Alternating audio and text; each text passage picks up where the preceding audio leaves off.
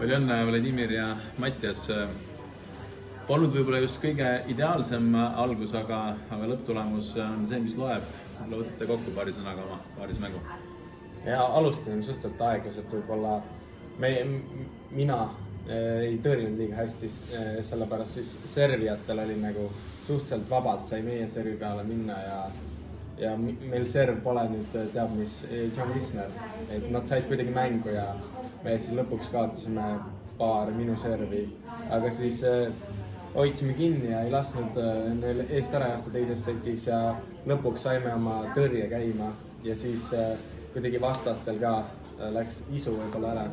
ja siis lõpus me lihtsalt hoidsime oma servi ja saime 6 game'i viimases setis. Ivir, kas tõrje oli see, mis täna nii-öelda päeva päästis, mis lõpuks hakkas tööle ja tõi edu?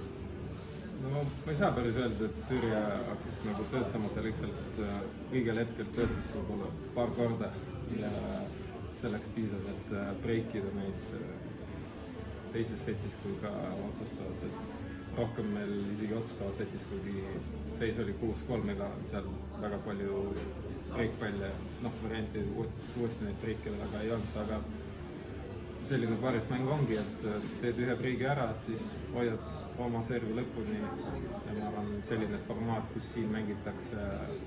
oma servi nagu mitte otsustava punktiga, see on, ma arvan, servijatele nagu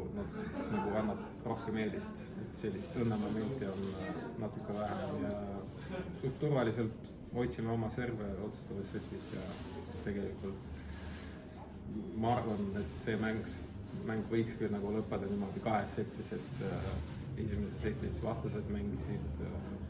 väga edukalt, et päris palju lööke neid tuli välja ja meil kuidagi see tõrjet ei saanud sisse ja oma servi kuidagi võib-olla natukene pingutasime üle võib-olla.